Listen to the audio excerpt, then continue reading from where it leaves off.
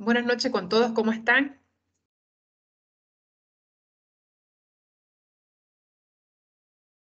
¿Sí me escuchan?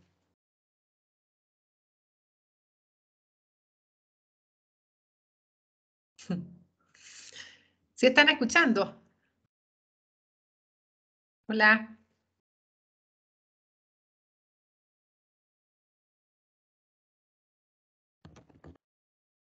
Vamos a empezar hoy la clase de anemia fetal. La anemia fetal es bien importante porque nos permite, además de hacer el cálculo de factores de riesgo y estudiar un poquito la fisiopatología de la anemia, también vamos a estudiar cómo podemos usar la calculadora del Clínic de Barcelona para hacer las estimaciones adecuadas para la transfusión sanguínea del feto. Aunque las transfusiones sanguíneas las hacemos generalmente usando, yo les comenté ayer, CNCC de solución de concentrados globulares de sangre URH negativo. ¿Sí están escuchando?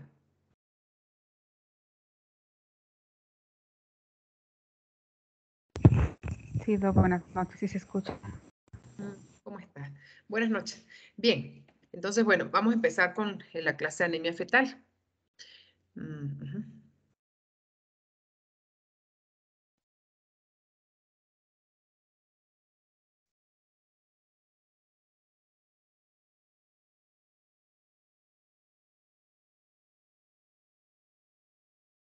Sí revisaron las fechas de las clases presenciales.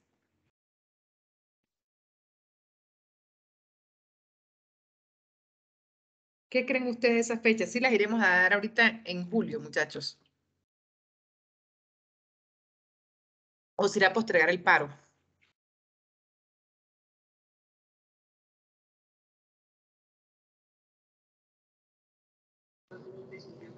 Al paso que vamos, creo que tendrán que postergarse.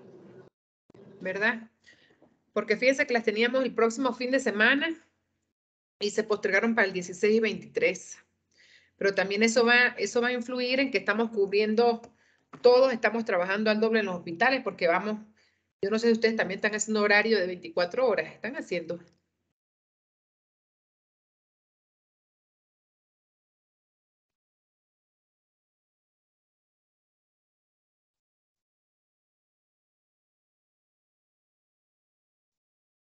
Entonces, bueno, esperemos. Pero dieron nuevas fechas, ¿no? Para el 16 y 23 de julio. Esta tarde. Ya les avisaron a ustedes. Sí, doctora, ya nos llegó el mensaje al chat. Está en el chat de todo el grupo. A mí me avisó fue la autorita Ilse temprano. Pero, bueno, habría que pensar entonces en esa opción. Ah, sí, ya lo vi. Ahí está en el chat. Ajá, para el 16 y 23. Bueno, esperemos a ver si soluciona esto. Vamos a empezar la clase de anemia. Como dijimos ayer, la anemia fetal es una patología o una entidad que al provocar la sangre líquida aumenta la velocidad de flujo en el feto a medida que transcurre el proceso de la fisiopatología de la anemia. Esto va a provocar en el feto una especie de una cardiopatía con modificaciones desde el punto de vista hemodinámico. Y aunque desde el punto de vista estructural el corazón fetal no presente cambios, la hemodinamia que se presenta ante la presencia de anemia sí va a causar cambios estructurales porque va a permitir que la bomba esté mucho más activa. Entonces, la anemia es una enfermedad que se caracteriza por una disminución progresiva de los glóbulos rojos, bien sea esa hemodilución y que compromete la hemoglobina y el hematócrito. Hay una disminución del conteo de eritrocitos por debajo del rango de referencia de acuerdo a la edad gestacional. Entonces, sabemos que hay tablas estimadas in útero para poder calcular anemia fetal y poder deducir los picos sistólicos máximos de la arteria cerebral media y llevarlos a tablas. Y según esos valores en las tablas, poder inferir aproximadamente cuántos gramos por decilitro tiene de hemoglobina el feto.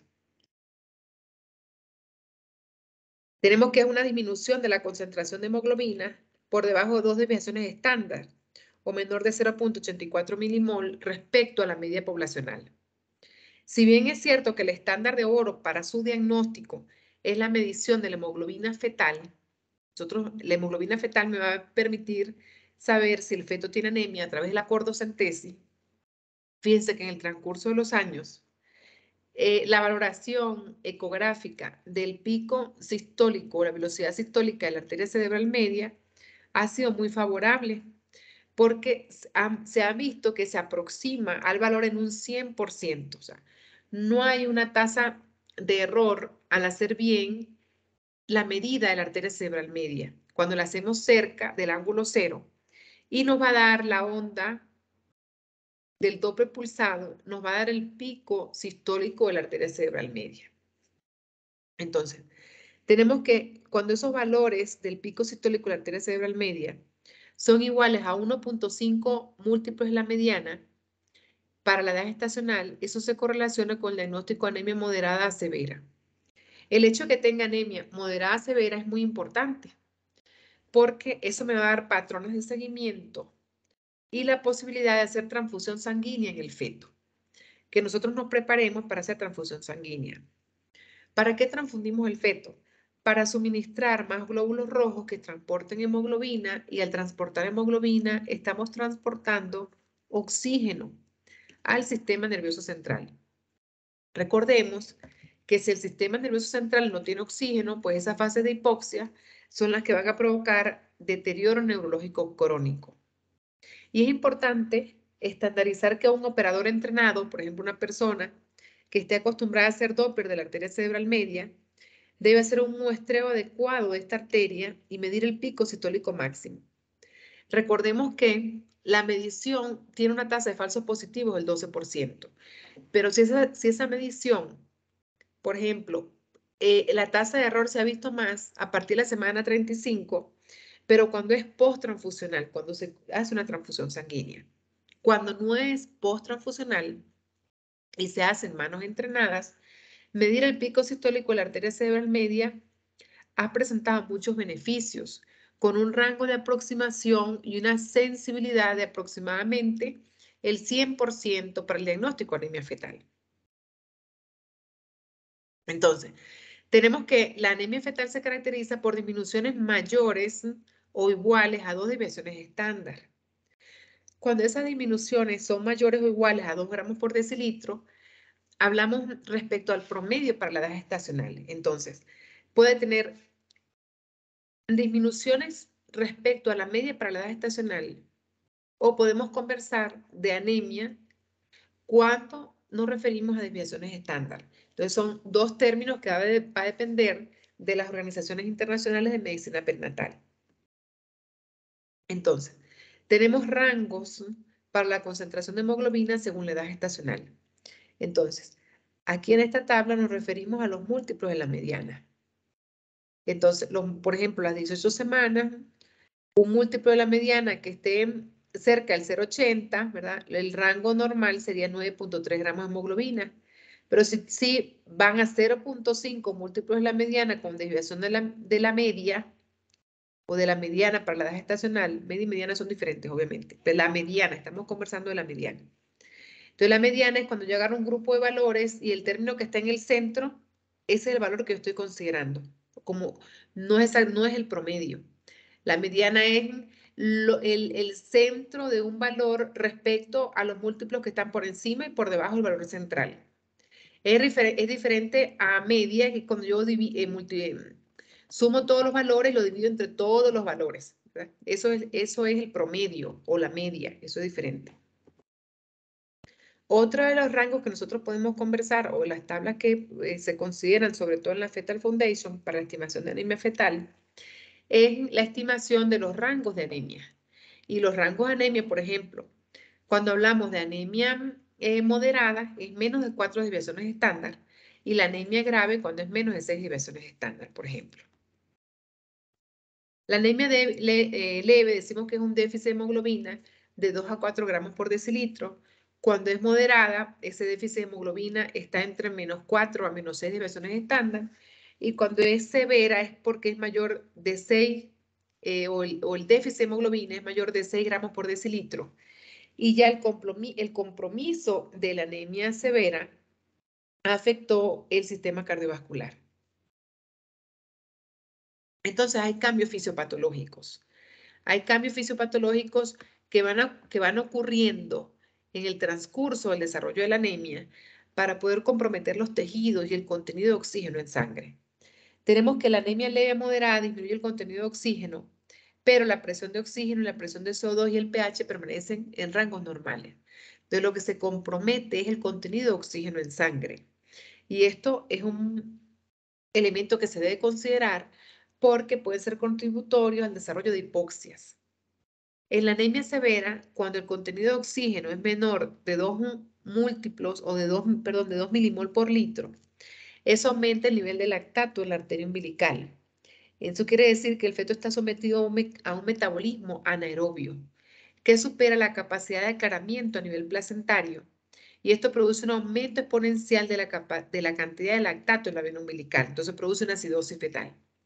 Si la hemoglobina fetal cae por debajo de 6 gramos por decilitro, entonces es cuando hablamos de que la anemia que desarrolló el feto es una anemia de tipo severa. Y esa anemia severa, si empeora, produce cambios y produce muerte fetal. Entonces, una de las cosas que agrava la anemia fetal es la producción de hipoxia, de disminución de oxígeno.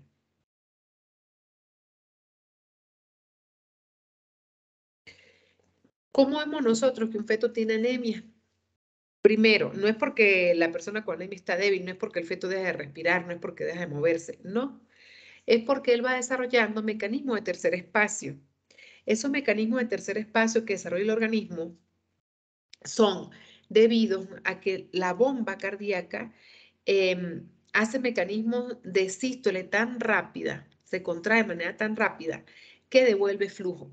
Y ese flujo que devuelve es insuficiente para la sobrecarga de líquido que maneja y va encharcándose, va convirtiendo ese líquido en espacios.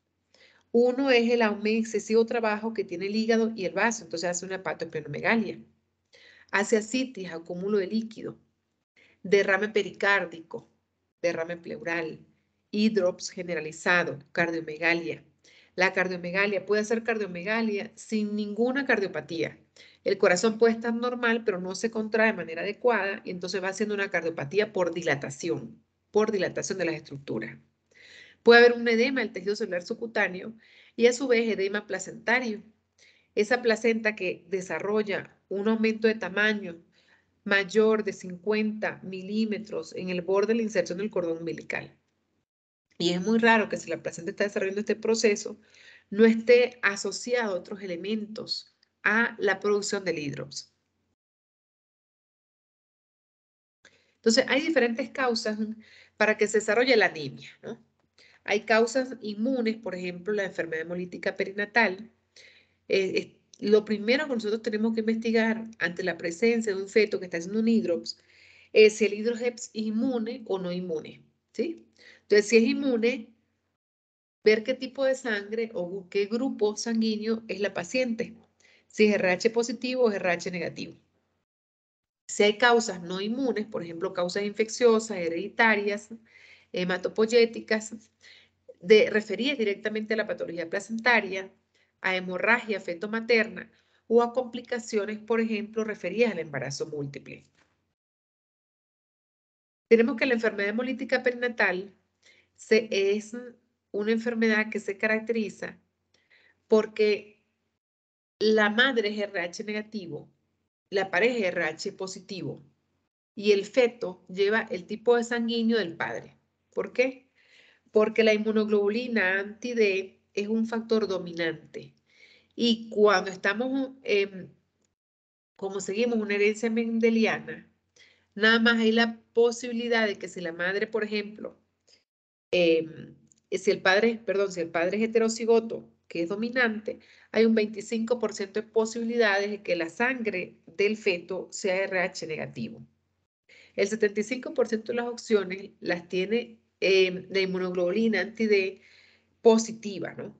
Entonces, la madre crea un mecanismo de antígeno, anticuerpo al estar en contacto con ese mecanismo antigénico del feto, porque va a crear un mecanismo de respuesta, de defensa, y va a crear anticuerpos anti-D que a su vez pueden atacar la sangre de bebé porque la identifica como un elemento extraño. Entonces, puede ser causante de diferentes condiciones a nivel fetal. Una de ellas, y la más frecuente, es que esta condición permita, por ejemplo, esta mezcla ocurra cuando hay el embarazo, por ejemplo, el parto a término, allí hay la mayor cantidad de mezcla de sangre. En el caso que la paciente presente una amenaza de aborto, hay un evento sensibilizante, ¿sí? Entonces, generalmente este evento sensibilizante que ocurre en el primer embarazo se agudiza en el futuro embarazo. El feto va a tener más agudeza a medida que progrese el embarazo para presentar estos cambios hemodinámicos generados por el antígeno anticuerpo que genera la mamá. La mamá le va a poder producir ese evento antigénico al siguiente hijo, si es RH positivo, ¿no? Si es RH negativo no ocurre nada, pues entonces el bebé está protegido. Valoramos, por ejemplo, la enfermedad hemolítica perinatal, vemos la hemoglobina, los valores medios de la hemoglobina para la edad gestacional, y vamos viendo en esta tabla, cuando tiene menos de 6 desviaciones estándar, es decir, que tiene anemia severa, si a las 18 semanas un feto tiene 5.3 de hemoglobina, tiene anemia severa. Si a las 26 semanas el feto está hidrópico, es porque tiene anemia severa y tiene aproximadamente 6.6 gramos de hemoglobina. Tiene un déficit de 6 gramos respecto a lo que le correspondería para la edad gestacional. Y a su vez podemos hablar del pico sistólico de la arteria cerebral media, cómo se correlaciona. Entonces, fíjense, a las 22 semanas un feto que tenga anemia tiene un pico sistólico máximo en la arteria cerebral media de aproximadamente 46.5 ¿sí? centímetros por segundo. Entonces, eso nos habla de que el pico sistólico está allí alterado y es un marcador de hipoxia, es un marcador de anemia severa. Entonces, en este cuadro, según las clínicas del Perinatology, nosotros podemos correlacionar los múltiplos o las desviaciones estándar y los múltiplos de la mediana para la edad gestacional.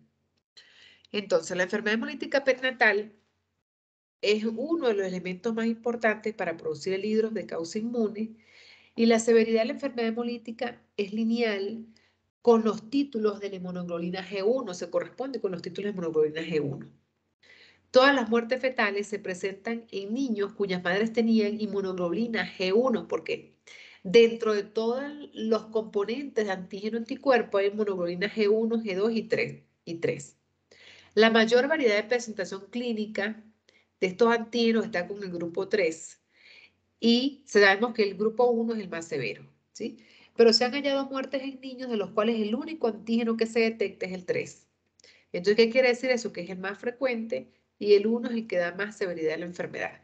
Eso es cuando desde el punto de vista histopatológico se ha estudiado el elemento que produce la anemia, o sea, cuál es el elemento que se pega a los glóbulos rojos y provoca la reacción antígeno-anticuerpo.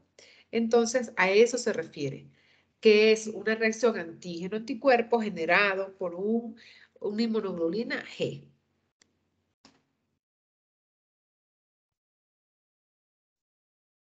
Entonces, tenemos que hay un test de Coombs indirecto, que es el test que nosotros le hacemos a la madre.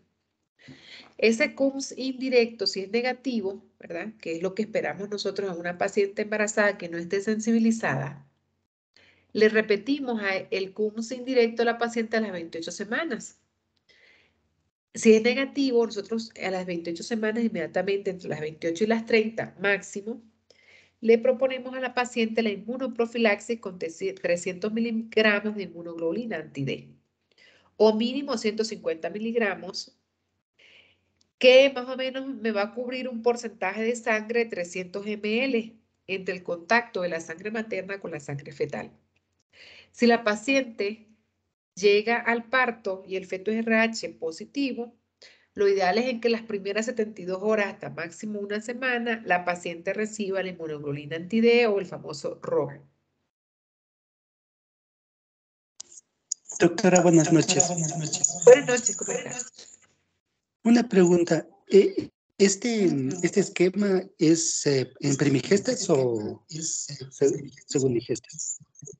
No, este esquema es en toda paciente embarazada que sea RH negativo. ¿Por qué? Porque la paciente le llega a la consulta y usted le va a hacer siempre CUMSIN directo a la paciente. Si ella es RH negativo, sea A o AB, ¿sí? Entonces, o el grupo B, cualquiera de los grupos o el tipo de sangre, ¿no? Lo que nos interesa es el factor RH. La mamá que es RH negativo, independientemente que la señora haya sido inmunizada y se le haya colocado la vacuna, se le haya colocado la inmunoglobulina, la vacuna, dice la paciente que le dicen vacuna, cuando van a la consulta, pero se le haya colocado inmunoglobulina anti-D, el esquema que se debe seguir, independientemente si es primigesta o no, debe ser este. ¿Por qué? Porque la paciente le hizo test primigesta, pero ella nunca le cuenta que tuvo un aborto provocado hace tanto tiempo. Y resulta que cuando la paciente llega con un aborto, se nos olvidó preguntarle el grupo y factor. Y no hay evento más sensibilizante que un aborto porque la paciente sangra y hay mezcla del componente fetal con el componente materno y la paciente puede hacer sensibilidad. Si la señora tuvo un accidente, por ejemplo, un accidente cualquiera, y ella tuvo sangrado o tuvo mezcla de su sangre con la de una persona RH positivo o recibió una transfusión sanguínea y no sabemos cómo estaba preparada en ese momento la transfusión sanguínea, la señora puede estar sensibilizada.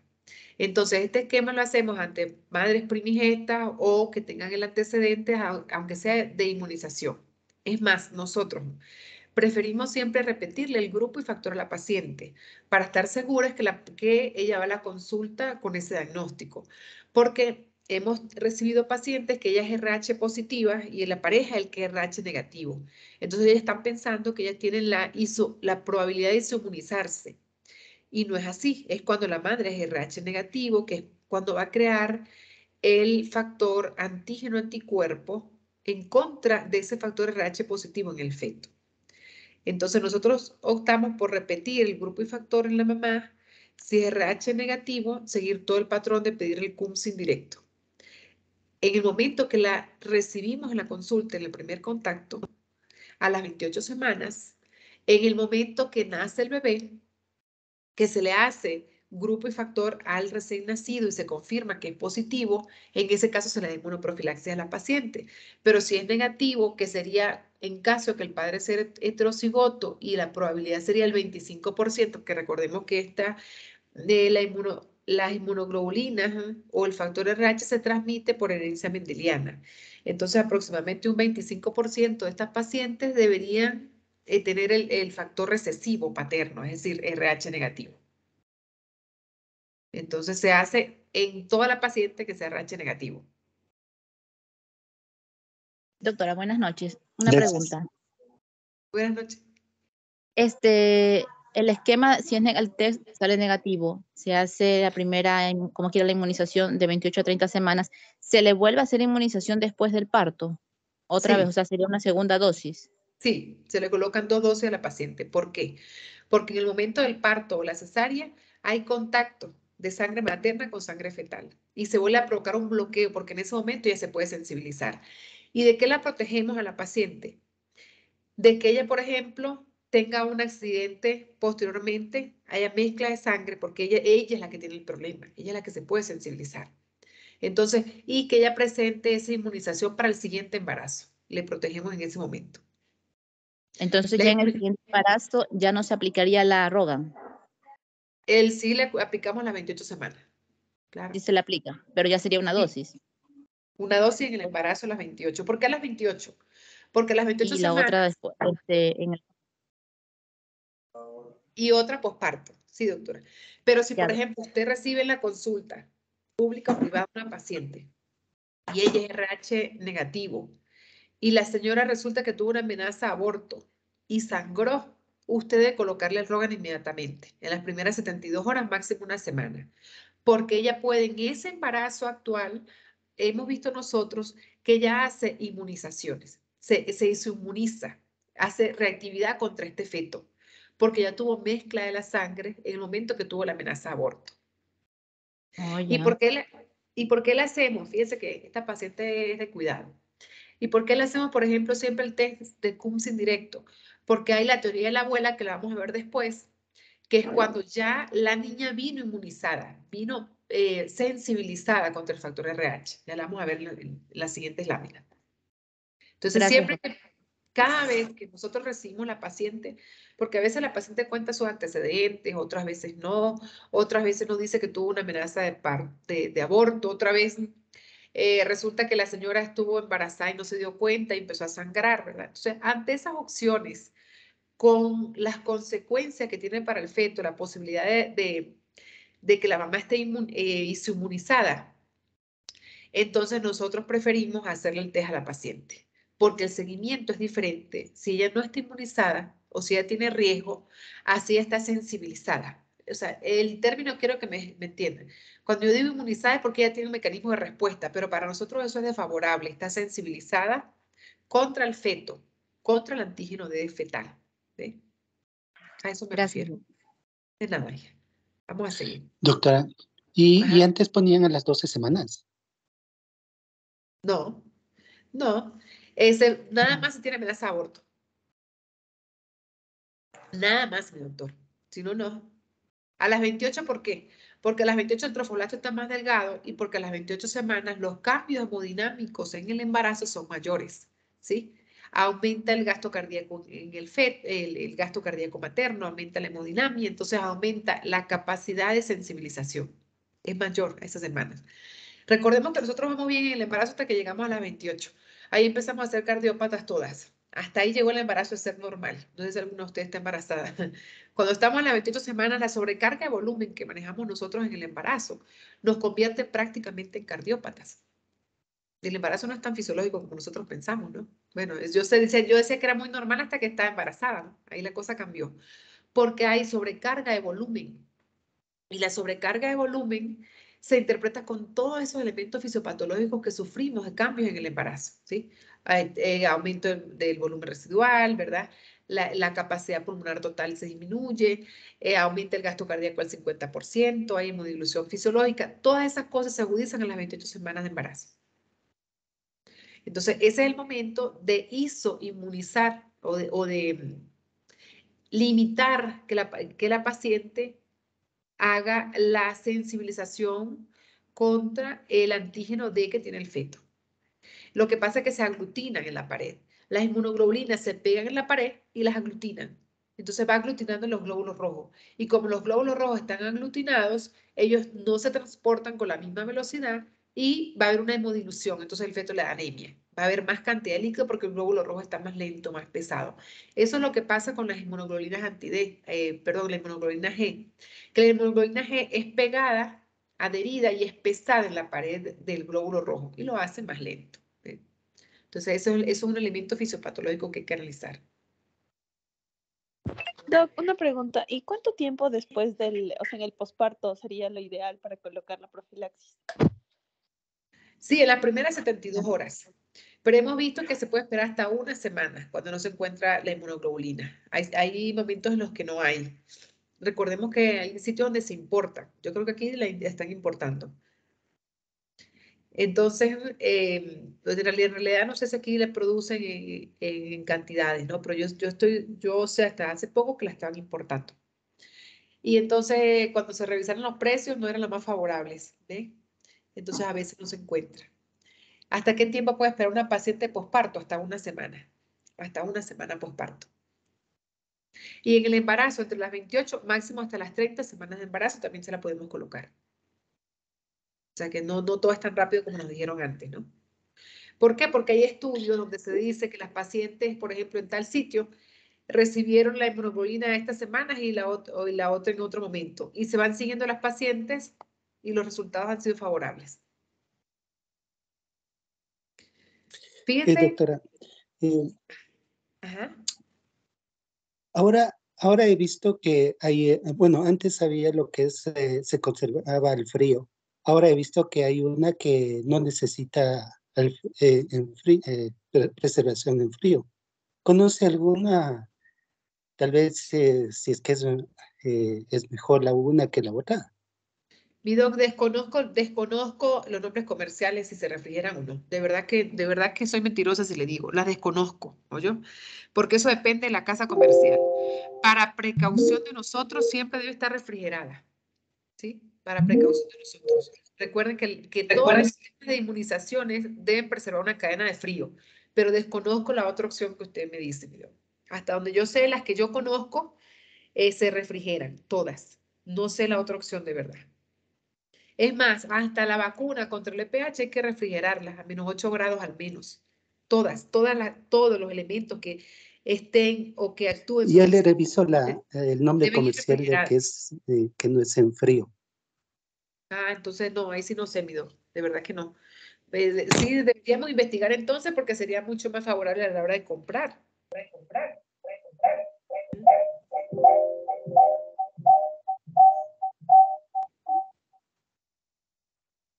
Se escucha un audio raro. Entonces no sé en la casa, el nombre comercial, mi doc, de esa que no se refrigera. Sí, hasta donde yo sabía, todas se refrigeraban. Entonces, miren, otra de las cosas que vamos a conversar son los niveles de anticuerpos hemolíticos. Se miden cada 2 a 3 semanas de las 17 semanas en las pacientes. Lo importante es que si yo encuentro títulos, por ejemplo, más de 1 en 32 o menores de 1 en 52, yo voy a ver los riesgos, ¿no? Y me sirve la valoración de los títulos.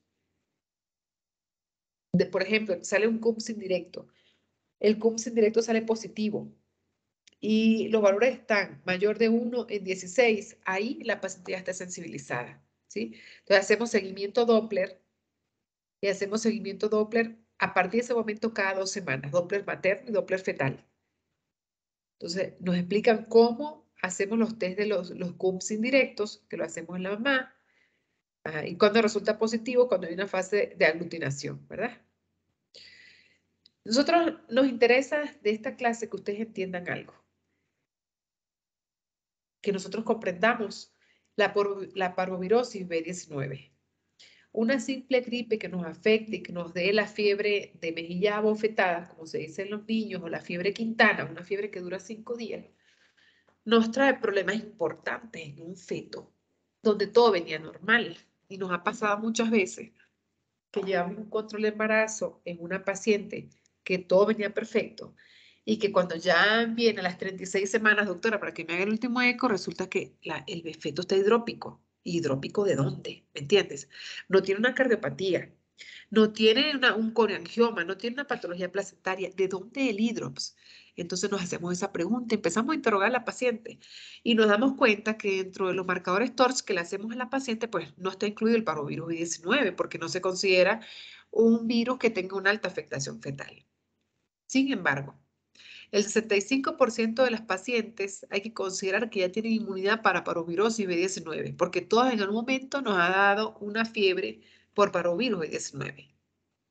Es un virus ADN que tiene afinidad por las células eritropoyéticas, ataca las células en el hepatocito, en el miocardio y causa crisis de aplasia. Conversábamos ayer sobre cómo ese parvovirus se une a las células hematopoyéticas o al glóbulo rojo y provoca lo que se llama aplasias celulares transitorias porque se une allí y va disminuyendo la calidad del glóbulo rojo. Entonces, cuando tenemos infecciones agudas, esa incidencia durante el embarazo, la encontramos entre un 3.3 a 3.8%, o sea, una incidencia muy baja de afectación por parvovirosis B19, ¿sí? Pero a medida que progresa las fases de inmunidad, por supuesto que tenemos menos afectación y eso es favorable, ¿eh? Pero no debemos escatimar en estudiar el parvovirus B19. Pero generalmente lo hacemos ya cuando ¿por qué? Porque yo le puedo hacer el parvovirus B19 a la paciente y me doy cuenta que ella está inmunizada, entonces está protegida, perfecto. Pero es que la inmunización por parvovirosis puede ocurrir en las últimas 6 semanas y ella crea inmunoglobulina G, cuando en realidad ella está expuesta al virus. Entonces, cuando esto ocurre, nosotros preferimos hacer una muestra fetal de líquido amniótico. Y es hacer un PCR en líquido amniótico es el factor que nos da mejor tasa diagnóstica en un feto que tenga anemia fetal. Entonces, el parvovirosis B19 es el primer virus que nosotros debemos estudiar ante la presencia de un feto con anemia. La alfa-talasemia o de defectos sanguíneos, las discrasias sanguíneas, pueden ser también causas de anemia en el feto. Pueden ser trastornos hereditarios y hay una incapacidad de formar glóbulos rojos y hemoglobinas normales. Entonces, hay una eritropoyesis ineficaz a nivel del feto. ¿Sí? Se debe estudiar el feto, se debe tomar una muestra de sangre del feto y procesarla. Y podemos tener, por ejemplo, cuando hay un exceso de cadenas gamma y beta o cuando hay una alteración de las cadenas alfa y hay una eritropoyesis ineficaz y ese feto con afectación de su sistema eritropoyético, con afectación fundamentalmente del hígado y del vaso en menor porcentaje, aunque el vaso actúa también en la eritropoyesis a partir del tercer trimestre, las 32 semanas de gestación, entonces el feto puede desarrollar anemia. Otra de las desventajas es en los casos de que haya hemorragia feto-materna. Lo que les explicaba en las amenazas de aborto, que la paciente llega y dice, sí, yo soy RH negativo, pero olvidó contarnos que en el momento del embarazo sangró y que si ese sangrado ocurre más de una semana y la señora no fue en ese momento al médico, ella puede estar sensibilizada en este embarazo, ¿sí? Entonces, en una cantidad de 30 ml o más ocurre el contacto. Y esa sensibilización es severa si esa cantidad pasa de 80 a 150 ml aproximadamente. Poco o mucho a la paciente hay que colocarle la inmunoglobulina anti-D para evitarnos problemas en el transcurso del embarazo. Hay muchas causas de hemorragia fetomaterna. Anteriormente, la paciente iba a que la sobaran. Ustedes escucharon eso, las sobas que le dan bueno, es más que todo en las costumbres, en técnicas ancestrales o milenarias. En todo hay que creer. A cada persona tiene su valor en la sociedad, ¿verdad? Y hay señoras muy sabias. Pero las versiones cefálicas, las versiones del feto, ya no las empleamos. Porque cuando se hacían versiones o se mandaba a sobar la señora, a veces habían hematomas placentarios. Y esos hematomas placentarios, la señora ni siquiera sabía qué tipo de sangre era, pero también provocaba desplazamiento de los flujos de sangre retrógrado y hacen sensibilización a las estructuras, hace sensibilización materna a la sangre fetal. La paciente que recibe un trauma abdominal, por ejemplo, recibe un golpe con una pelota directa en el abdomen, también puede provocar desgarro o se desplazan algunos vasos de la estructura placentaria y también se ha visto que en ellas ese tipo de hemorragia causa alteraciones. En el desprendimiento prematuro de placenta no inserta, en los casos de placenta previa, cuando ocurre una remoción manual de la placenta, por ejemplo, cuando la paciente estamos ante un parto y hay que hacerle una extracción manual placentaria, en ese momento también hay contacto de sangre materna con sangre fetal. Y por supuesto en la cesárea. Todas estas son elementos que nos explican por qué la paciente debe ser vacunada postparto.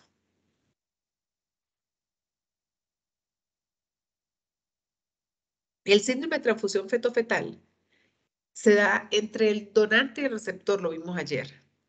El síndrome de transfusión feto-fetal crea un flujo desbalanceado por anastomosis. Estas son las pacientes que más debemos ser cautelosas, porque aunque representa este síndrome una tasa de complicación baja, puede tener anemia.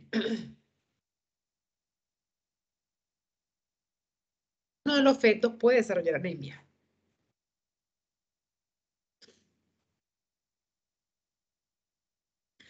Repasamos el síndrome de transfusión feto-fetal que vimos ayer.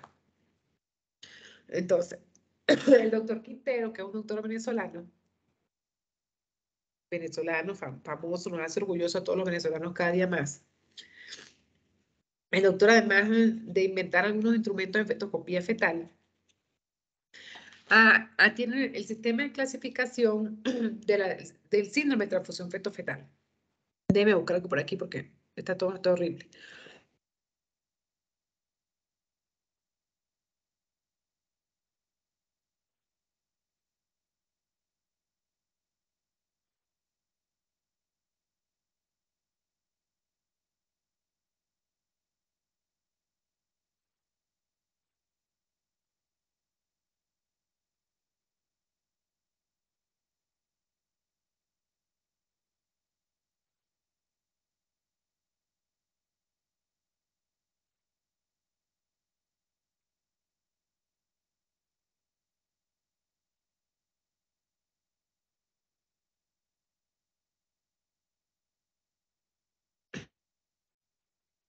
Bueno, disculpen. Al menos sé que no voy a morir por COVID porque nunca me ha dado.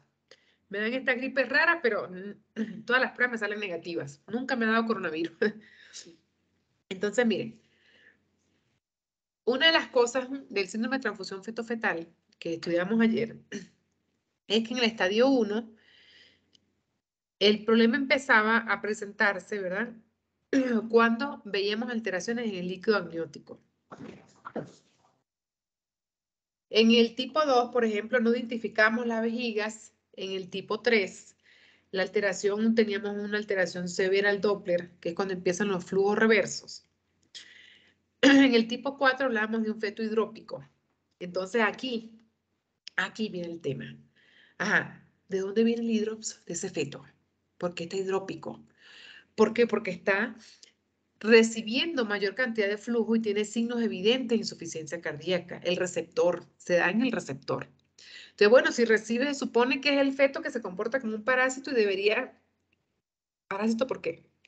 Porque recibe todos los nutrientes del donante. Entonces debería estar mejor, ¿verdad? Pero no, claudica. O sea, que la persona cuando tiene mucho también claudica, ¿no? Eso le pasa al feto receptor en el síndrome de transfusión feto-fetal. Él, por sobrecarga de volumen, por sobrecarga hídrica, por recepción del flujo a través de esa anastomosis asimétrica, va a desarrollar insuficiencia cardíaca. Y la insuficiencia cardíaca es secundaria a todos los eventos que él recibe y va a desarrollar un mecanismo secundario de anemia. Entonces, en este feto, cuando él se exsanguina de repente, por ejemplo, ¿cuándo es eso? Uno de los problemas de hacer láser en útero es que hay cauterización de la anastomosis de manera asimétrica, ¿verdad? Y el feto, que está hidrópico, puede desarrollar problemas cardíacos secundarios, ¿no? Otro es cuando hay el éxitus, por ejemplo, el éxito es igual a muerte, es un término que utilizan los españoles y nosotros lo hemos adoptado, como muchas cosas los españoles que hemos adoptado. Entonces, ocurre el éxito de uno o varios gemelos o varios fetos. Y en estos casos nosotros debemos hacer un estudio en ellos. Obviamente que antes de que esto progrese hasta diaje 5, debemos estudiarlo en diaje 4 para ver si el feto tiene anemia o no.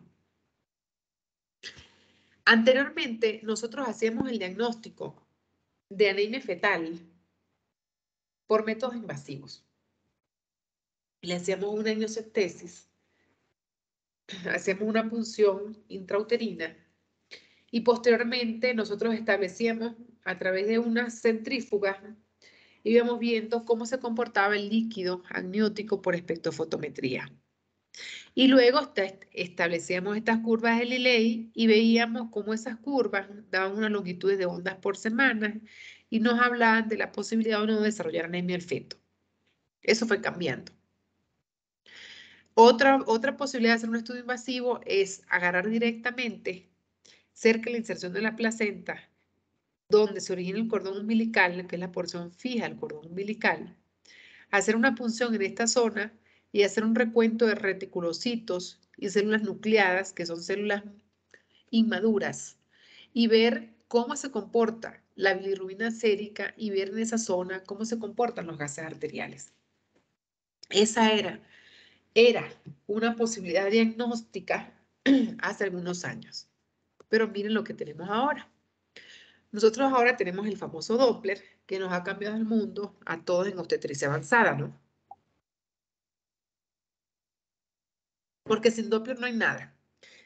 No hay nada, no hay decisión obstétrica, es la verdad. Si se van a comprar una máquina de ultrasonido, que al menos tenga Doppler, ¿se entienden? Porque ya no podemos comprar una máquina básica como hacíamos nosotros antes, que nos comprábamos una máquina en modo B. Entonces la máquina en modo B sí te hace ultrasonido básico y obstétrico básico, pero no resolvías nada. La máquina de ultrasonido básica tiene que tener Doppler. Estamos en otra cosa. Entonces no gasten dinero en una máquina básica que no tenga Doppler porque van a perder el dinero. No van a hacer aportes, no van a hacer aportes diagnósticos. Entonces van a perder el dinero porque van a gastar más y en menos de 2 años van a tener que cambiarla por una máquina que tenga Doppler porque no les aporta datos favorables. No vale la pena, ¿no? Entonces, nosotros buscamos en realidad hacer métodos no invasivos, los métodos no invasivos para hacer el diagnóstico de anemia fetal. Entonces se descubrió que en esos fetos anémicos se empezó a medir, se empezó a hacer Doppler en los fetos anémicos y se encontró que en ellos hay un incremento del gasto cardíaco. Sí, si yo tengo mucho líquido, pues yo reciclo ese líquido de manera más rápida. Entonces, el volumen que yo manejo por minuto va a ser mucho mayor. El volumen minuto va a ser mayor, entonces mi gasto cardíaco va a ser mayor. Entonces, este flujo sanguíneo se estudió en diferentes vasos. Se estudió en la vena cava inferior, en la aorta, en la carótida común, y cuando se estudió en la arteria cerebral media se encontró algo muy importante. Que la arteria cerebral media es un vaso de alta velocidad porque tiene que pulsar sangre duro para poder irrigar estructuras que están cubiertas por una tabla ósea, ¿sí? Se irrigan todas las estructuras dentro del cerebro fetal, pero están cubiertas por una estructura ósea. Ahora, si el feto tiene anemia, resulta que el vaso era más picudo, ¿no? El comportamiento de la cerebral media normal, cuando nosotros analizamos el Doppler, es que la cerebral media tenga vasodilatación, que la diástole en la cerebral media vaya aumentando progresivamente. A medida que progresa el embarazo, eso se llama, el término que nosotros le damos, umbilicación de la arteria cerebral media. La realidad es que ese mecanismo se llama brain spray y es un mecanismo de dispersión del flujo sanguíneo, con la finalidad de que se haga una selección de los vasos o del tejido que el sistema nervioso debe recibir sangre, ¿no? Eso es lo que ocurre en condiciones normales.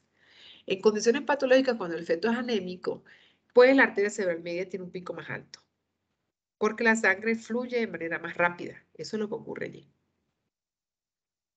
Entonces, esto nos ha permitido hacer un diagnóstico de anemia desde el punto de vista no invasivo y medir el pico sistólico máximo de ese vaso. ¿Cómo medimos el pico sistólico máximo? Simplemente le colocamos, por ejemplo, el caliper, le damos measure y le colocamos el caliper aquí, en el pico del vaso.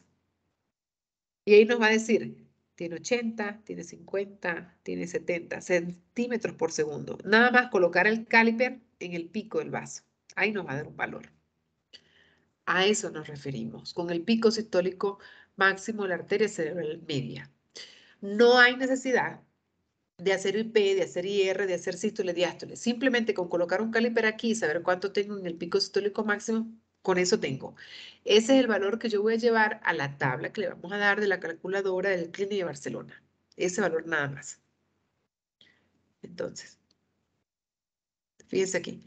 El Doppler de la velocidad sistólica de la arteria cerebral media se ha convertido en un método de elección súper eficaz. Fíjense que se estudió inicialmente por un doctor italiano que no recuerdo ahorita el nombre, pero el estudio del pico sistólico de la arteria cerebral media se ha acreditado en las diferentes escuelas y se utiliza por el grupo de Nicolaides, pero inicialmente ellos no fueron los que lo estudiaron.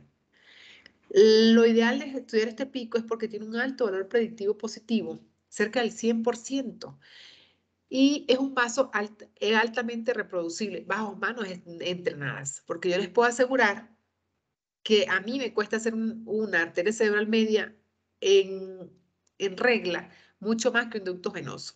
¿Por qué? Porque es un vaso que si el feto está en pelviano, se tiene que a veces virar a la paciente para apoyarse un poquito.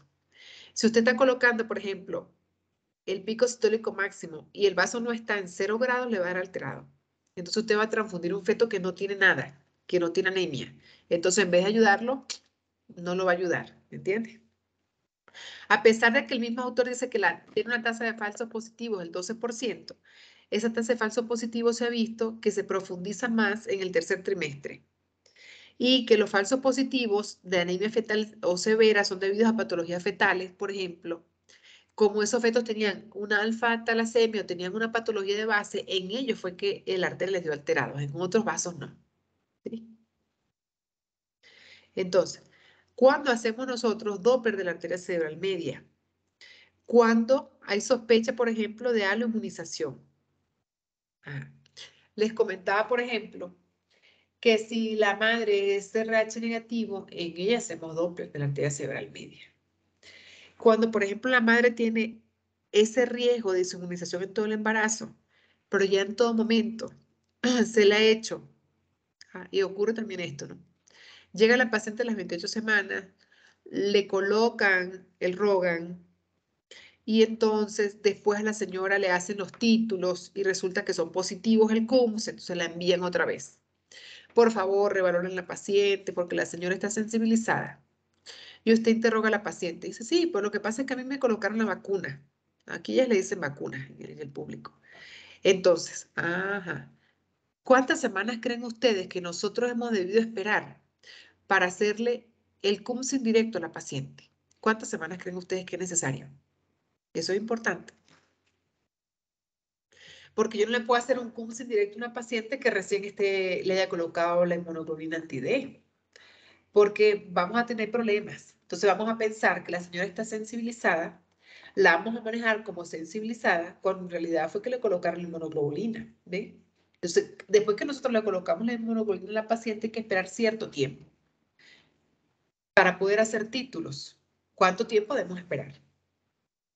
¿Sí han escuchado eso? ¿Sí nos ha pasado?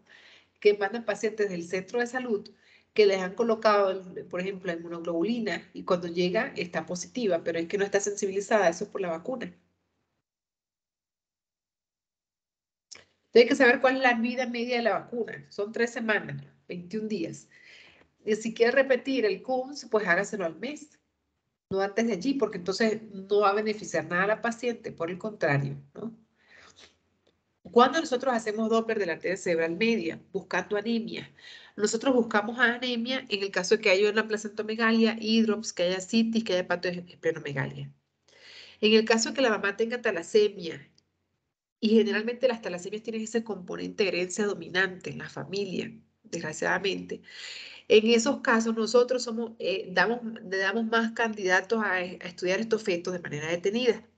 Y a indicarles Doppler feto materno, porque recuerden que nosotros hacemos trayecto fetal, por ejemplo, hacemos la uterina, la umbilical, la cerebral media. Si todo esto está bien o hay alteraciones, planteamos la posibilidad de hacer un ducto venoso, ¿o no?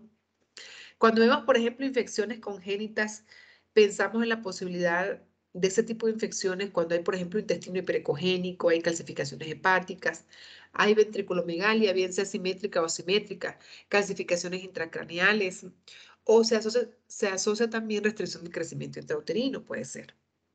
Pueden haber complicaciones, por ejemplo, en los embarazos gemelares monocoriales, y esas complicaciones pudiera ser la restricción del crecimiento intrauterino selectivo, o simplemente el feto está anémico y no sabemos de dónde, no sabemos qué causa.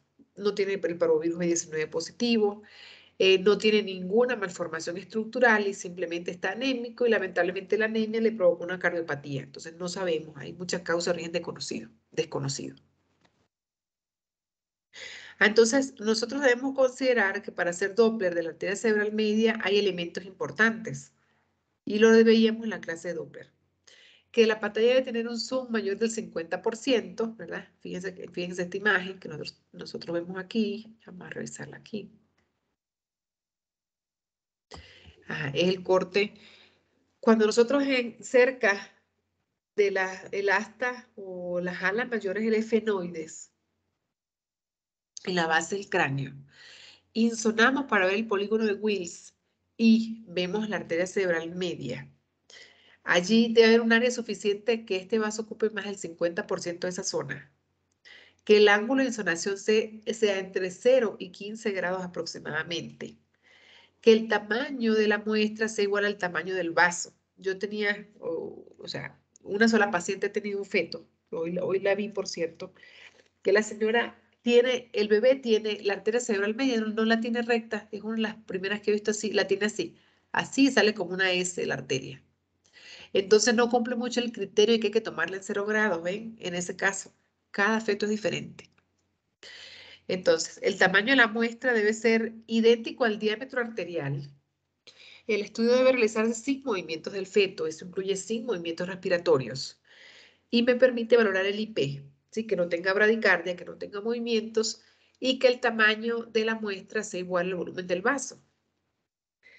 Si nosotros no consideramos cuáles son los parámetros para hacer Doppler, pues no vamos a hacer un buen Doppler, ¿sí? Eso puede ser desventajoso. Y eso hay que cumplirlo a cabalidad cuando nosotros vamos a hacer un Doppler de arteria cerebral media para decidir o no transfundir un feto. Nosotros pues generalmente dividimos, por ejemplo, la medida, la hacemos nosotros y después le pedimos a una colega que la haga y después discutimos el ángulo. ¿Cuál está mejor? Bueno, me quedo con eso, ¿me entiendes?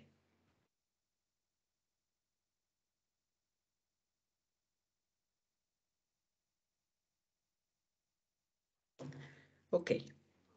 Entonces, se debe tener en cuenta varias cosas cuando yo mido la arteria cerebral media. Que si yo hago varias presiones sobre el vaso, si yo hago mucha presión, yo aplasto el vaso. Y se lo aplasto, lo colapso, lo vasodilato y no lo puedo estudiar bien. Entonces, si yo lo aplasto, voy a ver como si realmente el feto no tuviera anemia, ¿sí? Veo las características de las ondas, que al menos tenga unas 3 ondas, que no tenga esta velocidad de barrido, tiene que tener menos cantidad de ondas en todo el trazado, ¿sí? Y consideraremos mejor cuál es la que tenga más pulsatividad y la que cumpla con el criterio del ángulo, cerca al ángulo cero. Fíjate, puede ver también un patrón sinusoidal en la cardiopatía. Se comporta como un cardiópata el feto con anemia. Y ese patrón sinusoidal, cuando nosotros vemos la cardiotocografía, nos hace pensar en un monitoreo tipo 3, ¿no? Entonces, muchas veces estos elementos del feto cuando tiene anemia nos hace confundir con que el feto esté pasando por una hipoxia crónica. Pero en realidad la anemia genera hipoxia. Entonces tenemos este caso clínico. Vamos a llevar esto a la calculadora del Clínic de Barcelona. Un paciente de 23 años de edad, 2 gestaciones, un parto, con embarazo de 26 semanas, un embarazo único. Y llega a la consulta y yo la valoro y le veo la placenta con abundantes lagos placentarios. Y resulta que esos lagos placentarios están asociados a microcalcificaciones. Ajá. Y resulta que el grosor placentario en este caso es aproximadamente 50 milímetros donde está la inserción de la arteria umbilical. La doctora Ilse les explicó las características de la placenta, la gradación de la placenta. ¿La recuerdan, no? Sí. Los estadios de Granny, ¿se los explicó? Que son los que usamos nosotros, ¿no? 0, 1, 2, 3 y 4. Pero en realidad nosotros utilizamos del 0 al 3. Ajá. Del 0 al 3. Para hablar de una placenta grado 3 con abundantes cotiledones. Entendiendo eso, nosotros hablamos de que la placenta puede tener abundantes lagos placentarios y puede tener también microcalcificaciones. Y que cuando tiene microcalcificaciones, nosotros pensamos en la posibilidad de que esté padeciendo la paciente un proceso infeccioso. Entonces, si la vemos hidrópica, le vemos ascitis, le vemos edema subcutáneo y le vemos la placenta aumentada de volumen, estamos ante la presencia de un hidrofetal. Entonces, nosotros en este caso vamos a hacer, por ejemplo, vamos a utilizar la calculadora. Decimos que tiene 26 semanas la paciente.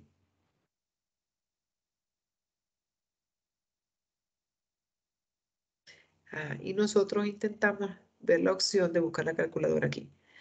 Para lo que quiero es que manejemos la calculadora del Clínic de Barcelona para el manejo de las anemias o para simplemente clasificarla. Que usted diga, yo a esta paciente la tengo que referir porque el feto tiene anemia, pues. Entonces tengo mis bases, cómo entender eso.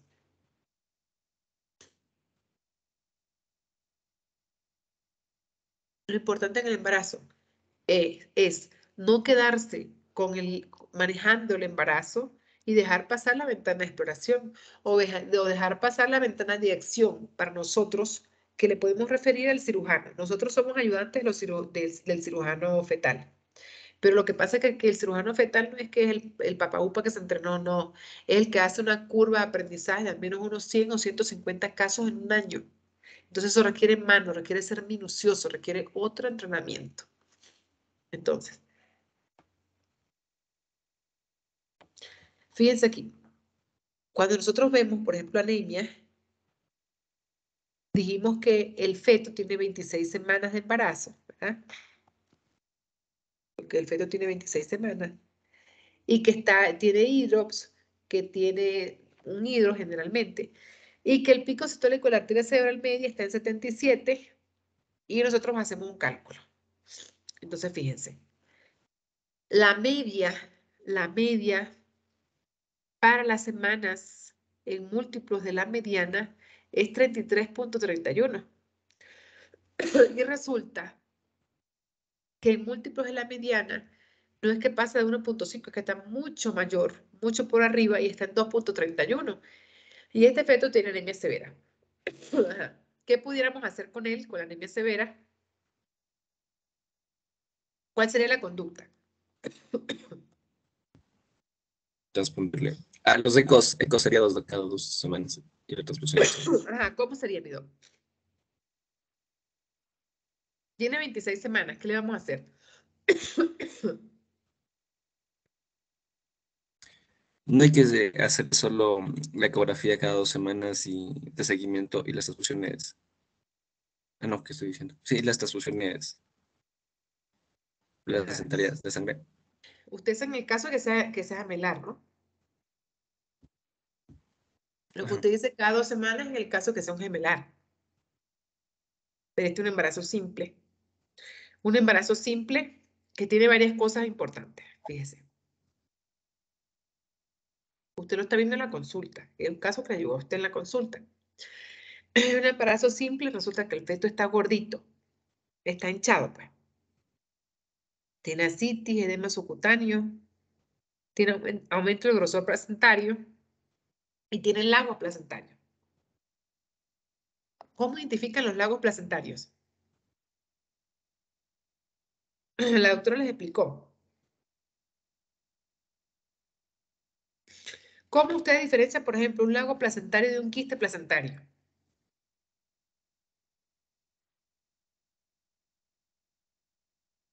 Por la ecogenicidad. Bueno, puede ser. Pero a veces la conicidad es igual. La diferencia es que usted le pone Doppler. Ajá. Insolación Doppler se le realiza, pues. Bien, los lagos tienen sangre, el quiste no. ¿Sí? Esa es la diferencia. Y lo otro es que cuando, por ejemplo, esos lagos, además de eso, el Doppler pulsado me da mayor de 15 centímetros por segundo, son lagos que manejan alto flujo, reciclan sangre y están muy asociados a acretismo placentario. Son unos elementos de mal pronóstico en acretismo placentario. Significa que hay mucha adherencia de la superficie placentaria a la pared uterina. ¿Sí? Entonces está más asociado a los casos de incretismo o percretismo.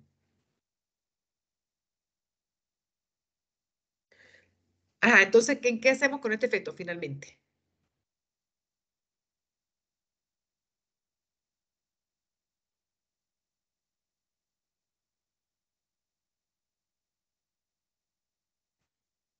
Entonces sí, lo vamos a transfundir, ¿verdad? Lo vamos a referir a una unidad perinatal para que se le transfunda el feto. Porque el problema, o lo más importante de transfundir, es el seguimiento. Después de transfundirnos, el problema, la tasa de complicación, la tasa de falso positivo del pico sistólico de la arteria cerebral media, se da a la semana. El feto, la sangre que le ponemos le va a durar una semana. A la semana vuelve a estar igual, ¿sí? Entonces, hay que ir examinando hasta ver en qué momento hay que volver a retransfundir. ¿Y dónde está el problema?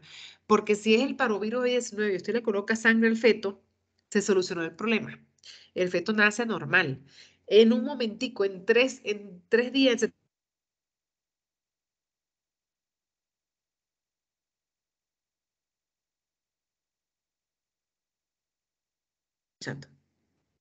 fíjense, si el feto tiene una parvovirosis, un parvovirus B19, yo lo transfundo y en las primeras 72 horas yo veo el cambio.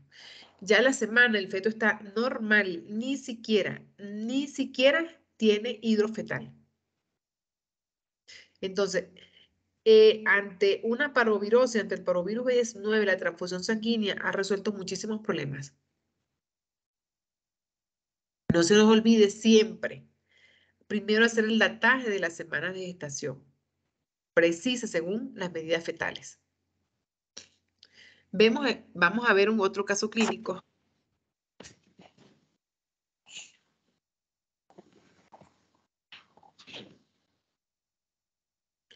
Una madre de 32 años de edad, afroamericana.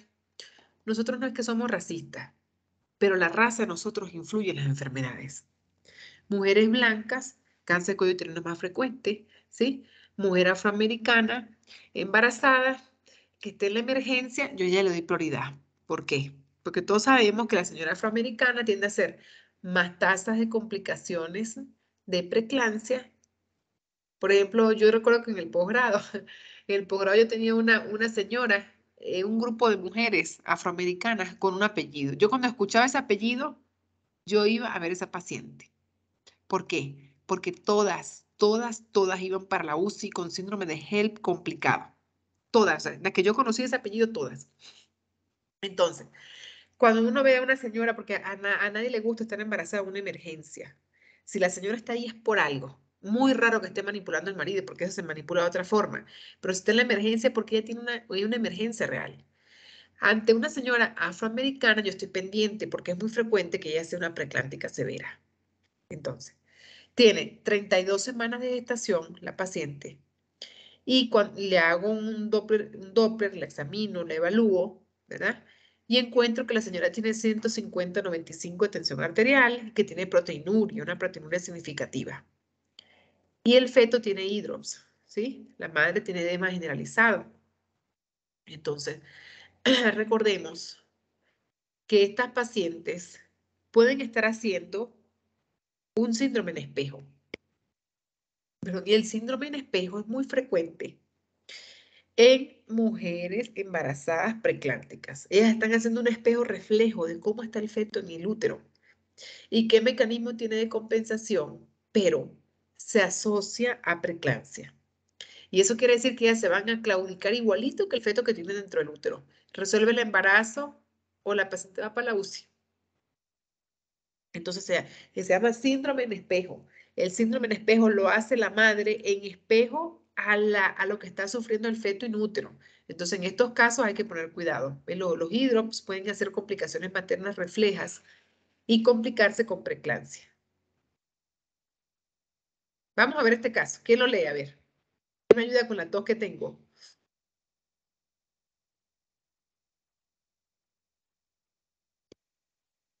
Paciente 36 años de edad, 4 gestas, 3 partos, embarazo de 27 semanas, grupo y factor RH o negativo, pareja O positivo. Conducta a seguir. Bien, doctora. ¿Qué le haría usted el caso? ¿Qué le haría usted a la paciente? El test de COM. Si me da negativo, sería ponerla Rogan, porque está dentro de las 27 semanas. Bien, se la va a colocar a las 28, ¿verdad? Le llegó justo la semana que usted la puede estudiar. Ajá, muy bien. Sí. Colocarle la vacuna, muy bien. Doc. Sí. Doc, una pregunta. El caso anterior, ya le ponemos ya todo lo que es el Rogan a las 28 semanas y posteriormente también para cuidarle quiero madurarle. ¿Después de cuántos días puedo colocarle la maduración después de colocarle Rogan? No, la maduración pulmonar ya no está indicada. Antes nosotros, cuando nosotros valorábamos un embarazo, yo era una en el posgrado, que todas las que veía, cerquita de 28 semanas, un bebé pequeñito, le madurábamos el pulmón rápido. Ya no se usa, mi doc. Los nuevos protocolos de maduración pulmonar dicen, solamente coloque esteroides cuando usted vaya a resolver el embarazo entre los próximos 2 a 7 días. Si usted no va a resolver ese embarazo en ese intervalo de tiempo, no le coloque maduración pulmonar al feto. ¿Por qué? Porque después de los 7 días el medicamento no hace efecto. La tasa de maduración pulmonar que tiene el feto es muy baja y la tasa de complicaciones como hemorragia intraventricular es muy alta. Porque eso no lo vemos, pero cuando se le hace seguimiento intraventricular postnatal al feto, puede generar dificultades. ¿Ve? Entonces no está indicada la maduración pulmonar en ningún momento del embarazo, ya no está indicada.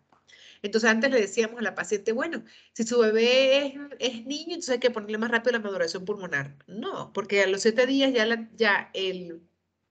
la capacidad que tiene el inductor de maduración pulmonar sobre los neumocitos tipo 2 es baja. Entonces se coloca solamente si esa paciente llega con una amenaza de parto pretérmino, si tiene una ruptura prematura de membranas ovulares y usted la quiere resolver, o la debe resolver obligatoriamente, ¿verdad? En esos casos. Si no, usted nunca madura el pulmón. No está indicado ya. Ya, doc. No Gracias. se usa. Ajá. Doc, Bien. Ajá. Doc, ¿puede repetir la conducta en el primer caso? Se me fue la señal y ya no escucho. ¿Cuál caso, hijo? El caso 1. Caso 1, vamos. Y yo creo que yo estaba hablando con el audio apagado también. Entonces, te refieres a este, ¿verdad? Sí, doc. Ajá. Entonces, lo primero que nosotros tenemos que hacer es hacer un protocolo de estudio en la paciente. Y en el protocolo de estudio es hacer una ecografía básica, ver una ecografía morfoestructural para ver si tiene alguna malformación y le encontramos todo esto en el eco, lo confirmamos, ¿no? Entonces, nosotros le hacemos un Doppler de la arteria cerebral media, un Doppler completo en realidad, ¿sí? Y hacer un Doppler de la arteria cerebral media, ¿cuál sería la conducta? Entonces nosotros ya colocamos la tabla, la hacemos aquí en base a anemia y colocamos que está a 2.30 más o menos múltiplos de la mediana y concluimos que hay que transfundir. Entonces nosotros nos preparamos para referir la paciente a una unidad perinatal porque hay que transfundir.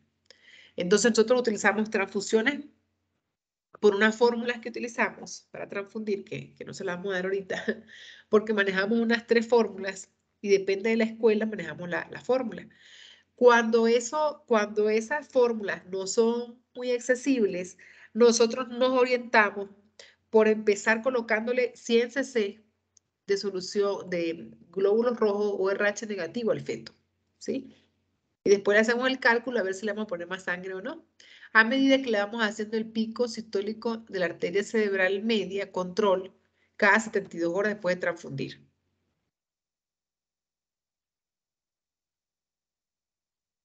¿Sí entiende? Si tiene anemia hay que transfundir.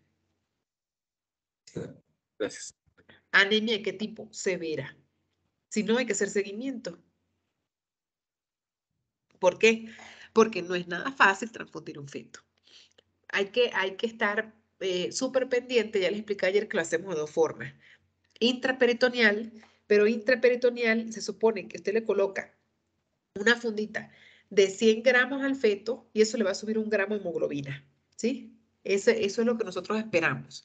Ajá, bien. Y si suponemos que está tan anémico severo que tiene, por ejemplo, 6 gramos de hemoglobina y hay que llevarlo a 12, ¿cuántas funditas le va a poner? Unas 6, ¿verdad? Entonces, sobre eso vemos que tampoco le podemos colocar, transfundirlos todos de una vez porque le va a provocar una sobrecarga de volumen también. Entonces, tal vez la transfusión le ayuda de cierta manera, dependiendo de la fisiopatología, a estimular el mecanismo de eritropoyesis intrínseco, que es lo que nosotros buscamos realmente en este caso. Bien. Con la señora estar pendiente Doc, ¿Sí? disculpe, ¿nos Ajá. podría repetir cuánto dice que sube cada transfusión? 1 gramo en el feto. Ajá. 100 cc de concentrados globulares es 1 gramo.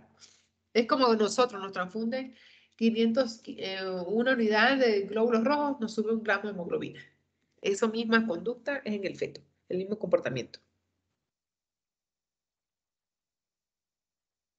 ¿Qué más? ¿Qué otra pregunta tienen?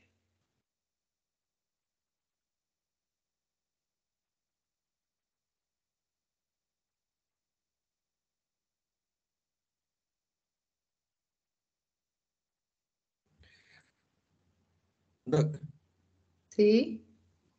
entonces, por la ecografía tenemos que tiene anemia severa, ¿no es cierto? Tenemos la primera dosis que le subía, digamos, de unos 5 gramos a 6 gramos. En 48 horas le hacemos la evaluación y sigue anemia severa. Le respondimos otra vez a las 48 horas. Sí, ¿no? Sí, sí. Ajá, pero es Hasta que salga que, de la anemia severa. ¿hasta qué? Hasta que salga de la anemia severa. Se mantiene en anemia moderada y le seguimos vigilando hasta que Por vuelva eso otra vez es que a la anemia nosotros tenemos que calcular inmediatamente cuánto es que le vamos a poner. Por eso es que usamos una fórmula, ¿me entiendes? Nosotros severa. usamos, nosotros le transfundimos en una sola oportunidad todo. Y lo vamos chequeando cada 2 días y se supone que ese gramo se mantenga hasta la próxima semana. ¿Sí? Nosotros le transfundimos de una vez todo lo que se le va a transfundir en el mismo momento al feto. Si la fórmula me da que yo le debo transfundir 300 ml, usted se lo va a transfundir en el mismo momento. ¿Por qué? Porque usted está haciendo una punción del cordón umbilical del feto. Y usted le puede provocar bradicardia, usted puede provocar muerte del feto por esa transfusión sanguínea, ¿me entiende? Usted puede provocar una hipotensión severa. Entonces, en vista de todas las complicaciones que esto puede generar, hay que hacerla en una sola oportunidad usando una medida específica por unas tablas que nosotros usamos. Depende de la escuela, pues nosotros vayamos a transfundir. Gracias. Ajá. Entonces hacemos todo de una vez. Y a las semanas se puede volver a transfundir. Antes de ese tiempo no. Cuando hacemos invasivos muy delicados, se puede morir el feto en útero. Y la culpa directa es de nosotros por haber transfundido mal. ¿Sí entiendes? Y eso es médico legal. Ajá. Entonces, miren. El Colegio Americano de Radiología y la Sociedad de Radiología Pediátrica afirman que no hay ninguna consideración especial en cualquier trimestre del embarazo y que puede aceptarse, ¿verdad?, el uso de la resonancia magnética en cualquier momento del embarazo. Porque muchos pacientes llegan y nos dicen, en vista de que la resonancia no tiene un efecto ionizante, ¿verdad? Dice que no es concluyente. Pero hemos visto que la resonancia magnética, cuando lo utilizamos en los fetos, no utiliza rayos X, no utiliza energía radiante y eso permite adquirir adecuadamente imágenes, utilizando ondas de radio o un imán adecuado. Entonces, este es un apartado que le dimos aquí porque decía que nosotros debemos cumplir con el tema de resonancia. ¿Qué quiere decir eso? Nosotros le podemos hacer resonancia magnética nuclear a un feto, fíjense esto, a un feto, en cualquier momento del embarazo. Desde el primer trimestre, sí, pero nosotros no usamos resonancia en el primer trimestre. Nosotros utilizamos resonancia magnética nuclear en el tercer trimestre de la gestación y se utiliza con varias finalidades. Por ejemplo, fíjense, nosotros tenemos una espina bífida, un feto con un mielomeningocele y queremos aportarle datos al cirujano de dónde está la lesión y si esa lesión tiene tejido neurológico o no y en qué nivel lo tiene. Entonces la resonancia magnética me delimita, me aporta límites. Sin embargo, les soy sincera, la experiencia de nosotros, les voy a ser sincera de verdad, que la experiencia de nosotros ha sido muy desfavorable aquí. ¿Por qué? Porque no encontramos en los reportes, que los reportes sean adecuados. Entonces el neurocirujano tiene la limitante de que tiene que volver a hacer la resonancia cuando nazca el feto. ¿Sí? Y se supone que el imaginólogo debe reportarnos el estudio in útero. Entonces resulta que a veces es que se hace el que no leyó la información adecuada, lo que nosotros requerimos, o no entiende que la resonancia es un medio con el que nosotros le vamos a dar aportes diagnósticos al neurocirujano, en ese caso, en un evento particular, para resolver. Entonces tenemos, bueno, un poquito de discrepancia respecto a la resonancia magnética nuclear in útero. Y hemos encontrado, por ejemplo, conversando sobre ese tema que sí nos preocupa realmente, porque sí influye sobre el pronóstico fetal. Entonces conversamos con la escuela colombiana donde dicen, ¿no?, que ellos han enviado 3 imagenólogos, los doctores han decidido irse a Austria y se entrenan allá 6 meses y regresan. Entonces ya saben, cuando uno le dice, mire, el feto tiene, por ejemplo, un tumor en una piernita, y ellos saben qué cortes le van a hacer, cómo van a hacer, cómo van a reportar. Entonces eso hace falta. A ver si uno de ustedes se hace imagenólogo y se entrena en resonancia magnética nuclear. Por eso hago el comentario, ¿no? No es de mala fe. Porque no ganamos nada comentando cosas inadecuadas. Pero si ustedes hacen imagenología, que aquí les pagan demasiado bien con los imagenólogos, entonces no tienen un trabajo, no se trasnochan mucho tampoco. Entonces, bueno, nosotros decidimos dentro del área obstétrica salirnos un poquito de los quirófanos y el estrés que genera la obstetricia avanzada y hacer otra cosa con la ecografía, ¿no? Pero a veces también nos sentimos nada más puros ecografistas y en realidad entendemos que lo que hacemos también viene desde haber estudiado ginecología, bastante tiempo, ¿no? Entonces todo se va complementando. Y la resonancia magnética en el feto va a perseguir eso. Yo siento que en un futuro vamos a tener algún doctor que nada más le digamos qué hay que hacer aquí y él nada más nos dé los cortes in útero. Y eso nos permite afianzar los diagnósticos ecográficos. O decir, el ecógrafo que ustedes están usando, la técnica es adecuada, o usted debe hacerlo de esta manera y nos va a aportar datos para nosotros también corregir técnicas. Y en esa mira, pues entonces estamos nosotros. Cada vez mejorar, corregir y aportar datos postnatales, porque lamentablemente para las madres muchas veces es difícil decirle, señora, su hijo viene mal formado, ¿sí?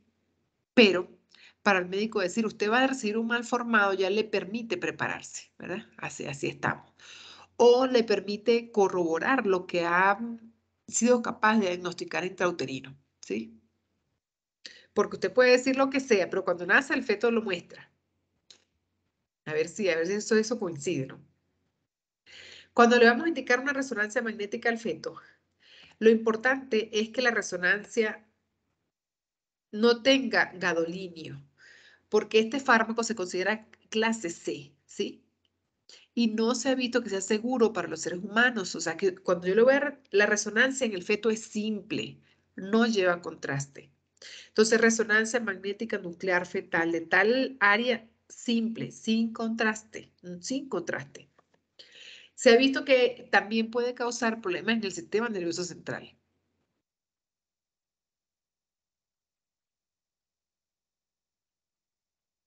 Es una técnica complementaria de muy buena opción la resonancia magnética. Fíjense en este caso. Paciente 31 años de edad, con embarazo de 24.5 semanas, según FUN, sin antecedentes ginecostétricos, con una ecografía anterior que no está documentada en las imágenes, donde se evidencia un moderado derrame pleural, que de hecho estamos viendo el derrame pleural izquierdo asociado a una disminución de volumen del pulmón ixlateral, o sea, una área de telectasia, y la resonancia magnética nuclear fetal practicada confirmó el derrame pleural izquierdo y adicionalmente la hipoplasia pulmonar ixlateral, así como un secuestro extralobar, el cual no había sido observado mediante estudio ecográfico previo. Entonces, la resonancia magnética me complementa, fíjese. Aquí este estudio me dice no. Lo que pasa es que esta telectasia ocurrió porque el pulmón está así, porque tiene un secuestro, o sea, tiene una tumoración extralobar por debajo, por fuera del pulmón, ¿verdad? Y esa tumoración extralobar tiene vasos sanguíneos. Entonces, los vasos sanguíneos, por ejemplo, yo llevo un caso yo pienso que es un secuestro pulmonar, pero tengo 10, no sé, la señora se me desapareció. Y le iba a hacer una secuencia en 3 semanas. Lo que pasa es que, fíjense, si yo puedo hablar de una malformación anomatoidea quística, en ese caso es porque no tiene vasculatura. Si aparece vasculatura directa en esa zona, entonces yo voy a hablar no de una MAC, sino de un secuestro pulmonar, ¿sí?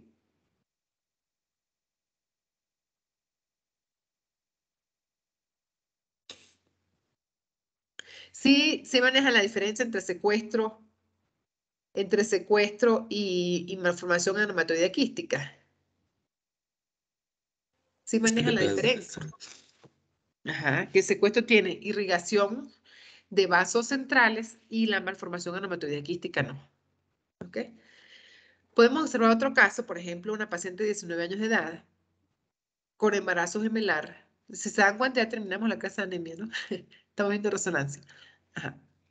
Entonces, embarazo gemelar de más o menos 28.4 semanas, según la última menstruación, sin adecuados controles prenatales, remitida por una anomalía no concluyente vista en la ecografía fuera del hospital, y se realiza una resonancia con énfasis en la imagen corporal total, o sea, vea todo el cuerpito del feto, lo cual evidencia un embarazo gemelar monocoral monoamniótico con unión tóraco-abdominal. Fíjense esto. Entre el tórax y el abdomen están unidos, ¿no? Se visualizan ambas cabezas. Yo en realidad no veo la otra cabeza. Ambas cabezas allí.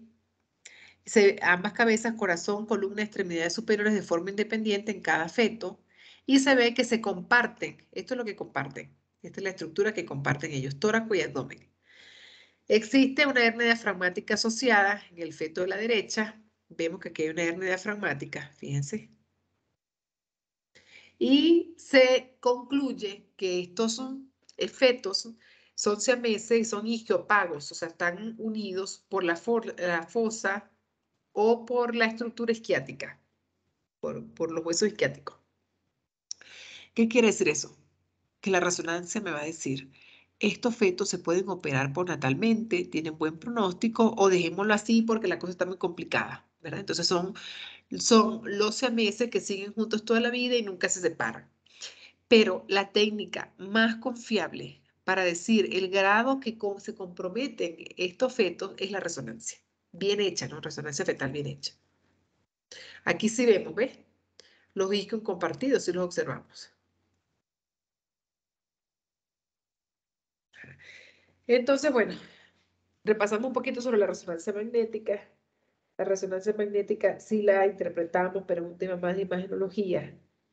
Entonces, a veces no es que demandamos resonancia magnética para que vuelvan a ver la lesión, porque ya sabemos que tienen la lesión. Nos interesa son los límites. Y esos límites son los que nos van a dar mayor aporte en el seguimiento, mayor aporte en el tratamiento. ¿Ven? ¿Tienen alguna pregunta hasta aquí?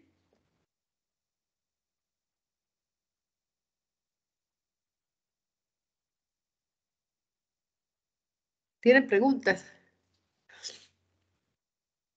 No. ¿Ah? ¿No porque tiene sueño o sí entendió algo, hija? ¿Ah? No Está tengo bien. problema. No tiene sueño. Está bien. Entonces, miren, vamos a empezar ahorita a hablar de restricción de crecimiento intrauterino. Bueno, está por aquí el tema. Aquí está.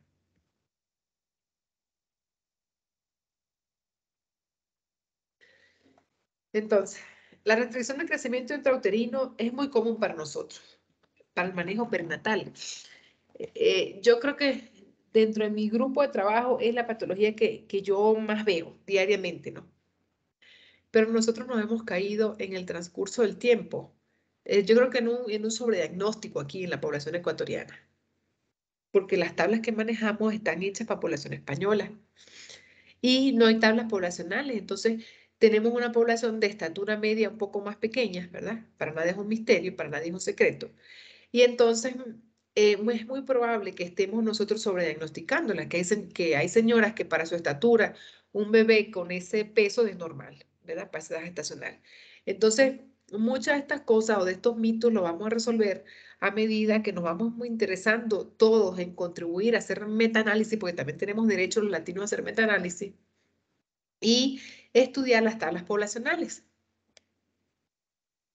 La restricción del crecimiento intrauterino se caracteriza, nosotros, los humanos, vamos creciendo en base a patrones.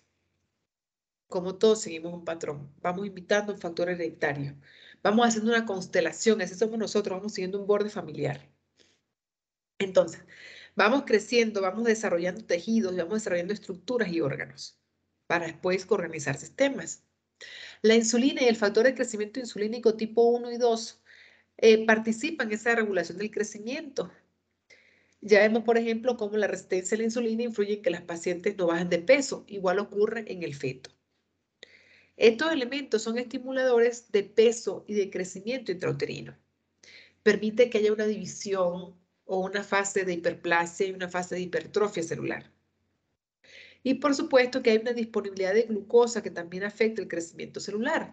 Si el feto no tiene glucosa que se da a través de la nutrición materna, pues entonces no crece, no crecemos. Si la mamá no come, el feto no crece. Si la mamá tiene bajo peso, no espere que el niño sea gordito, no espere que el niño sea, que un feto sea macrosómico. ¿Sí? Es una relación directa, a las características que también va desarrollando la madre a medida que evoluciona el embarazo, ¿sí? Entonces, ¿cómo influye la restricción del crecimiento intrauterino? Hay alteraciones metabólicas en el crecimiento fetal anormal. Por ejemplo, la hipoglicemia, las alteraciones en los aminoácidos, en los casos de que haya hipoxemia fetal, la hipertrigliceridemia, el aumento de los triglicéridos, el aumento de la interleuquina 10, de los péptidos natriuréticos o el péptido natriurético auricular.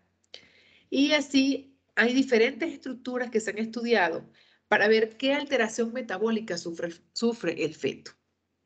Lo que pasa es que desde el punto de vista metabólico estructural, la restricción del crecimiento intrauterino se va convirtiendo en un tema mucho más complejo. Entonces la pregunta de nosotros es, ¿qué les vamos a dar a estas pacientes? ¿Qué tratamiento le vamos a dar a las pacientes? Entonces es donde cada uno se ha puesto a estudiar los desbalances metabólicos que se generan y que contribuyen a que un feto no crezca. O sea, no engorde, porque a nosotros lo que nos interesa es el peso inútero. Porque para nosotros los ginecólogos un feto a término es un feto que pesa más de 2.500 gramos. 2.500 o más, ¿sí? Para el pediatra eso tiene otra connotación en cuanto a peso y en cuanto a talla, ¿verdad? Para nosotros nos importa el peso. ¿Por qué? Porque en útero podemos inferir la talla, ¿sí? Pero es un factor que está muy influenciado por el elemento genético. Entonces a nosotros nos interesa el peso del feto para la edad gestacional. Entonces la paciente le pregunta a uno, ¿y el porte del feto cómo está? ¿Verdad? El porte, refiriéndose a la talla. Yo, bueno, está bien. Lo que pasa, nosotros consideramos, hay que aclararles, es el peso del bebé. Porque uno de los elementos que más está influenciado en el crecimiento del feto es la circunferencia abdominal. Ese es el factor desde el punto de vista ecográfico más estudiado en definir la restricción del crecimiento intrauterino, la circunferencia fetal abdominal. Cuando nosotros empezamos hace algunos años a estudiar obstetricia, nosotros entendíamos como la restricción del crecimiento intrauterino asimétrico, aquella que estaba alterada a expensas de la circunferencia abdominal. Y el simétrico, que se veía mucho en las pacientes hipertensas crónicas, donde todo era pequeñito en ese feto. A nosotros nos llama la atención algo, ¿no?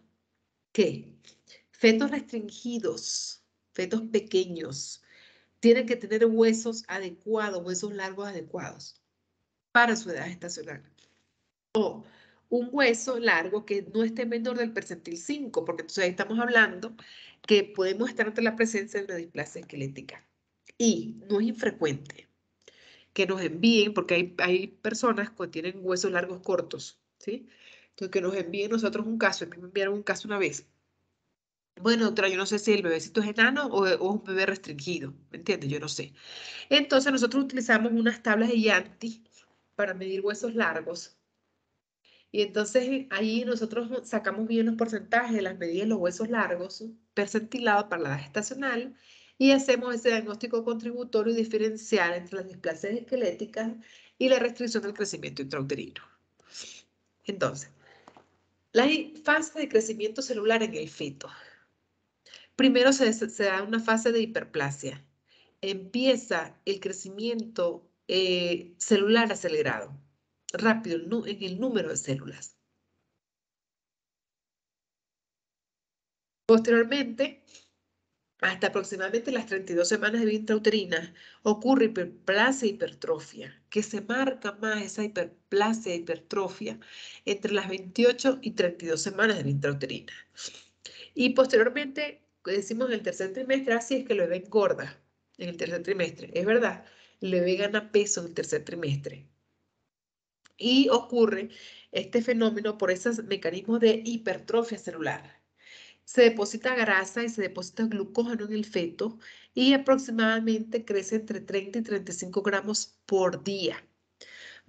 Es por eso que nosotros esperamos encontrar aproximadamente, fíjense, 7 por 3, 21, 210, unos 200 gramos a la semana. Un feto normal en el tercer trimestre debería aumentar eso. Pero nosotros en los fetos con restricción de crecimiento intrauterino nos encontramos con una situación diferente. Cuando una restricción de crecimiento intrauterino la controlamos semanal, el feto nos aumenta más o menos 100 gramos, la mitad de lo que debería aumentar. ¿Y por qué? Porque hay cierto momento del embarazo donde el crecimiento de este feto se frenó, se estancó. Y eso impidió esperar que el feto alcanzara su potencial de crecimiento genético. Entonces no alcanza su potencial de crecimiento genético. Y como no alcanza ese potencial de crecimiento genético, no va a aumentar el peso que nosotros esperamos que aumente para la edad gestacional. Entonces un feto, la paciente le dice a uno, bueno, pero es que me dijeron que era pequeño, pero ya está aumentando de peso. Ya engordó, doctora, y es normal. La respuesta de esa señora tiene que ser clara. El feto restringido no va a alcanzar su potencial de crecimiento. Ya algo frenó su proceso. Y cuando esto ocurre, va a ser un feto que va a crecer por debajo del promedio siempre. Y siempre es siempre. Muy pocos fetos con restricción del crecimiento intrauterino alcanzan su potencial de crecimiento en el primer año de vida. O sea, muy pocos fetos, cuando son neonatos, alcanzan equiparar ese potencial de crecimiento. Sí lo han logrado, ¿verdad? Pero generalmente tienen asociadas otras comorbilidades. Es por eso que la restricción del crecimiento intrauterino no pasa sola, ¿entiendes? Hasta el embarazo nos cobra el futuro que vamos a tener. No escogemos ni la mamá que vamos a tener en el mundo. Pero parece que sí, parece que nuestras almas escogen las madres. Entonces, viniendo de ese punto de vista, nosotros no podemos juzgar a todos los fetos pequeños como restringidos. ¿Por qué? Porque hay muchachas, hay madres que son bien pequeñas en estatura, que miden menos de 1,50. Tenemos pacientes embarazadas que tienen hasta 1,37, que he tenido yo, chiquititas, pequeñitas son ellas. Entonces, ellas, por supuesto que van a tener un bebé pequeño. Y para su estatura es algo que pudiera considerarse dentro del rango de normalidad, pero no entra en la tabla que nosotros manejamos, pues. Fíjense, la restricción del crecimiento intrauterino incluye un proceso de maduración acelerada por órganos y sistemas en el feto. Esa maduración acelerada de los pulmones de los fetos en los embarazos no complicados se relaciona con la restricción de crecimiento intrauterino. Ay, ¿cómo es eso? Fíjense, la mamá es estresada, el niño no va a ser relajado, ¿sí? Si yo como madre me expongo a demasiado estrés, yo creo un mecanismo intrínseco de vasoconstricción, un ambiente interno adrenérgico, aumento las gonadotrofinas, aumento la estimulación suprarrenal, los glucocorticoides, y hago un mecanismo de maduración fetal temprana. Entonces, esa es una de las cosas favorables, entre comillas, que tiene un feto restringido. Que el feto restringido tiende a tener una maduración pulmonar más temprana que un feto para la edad gestacional.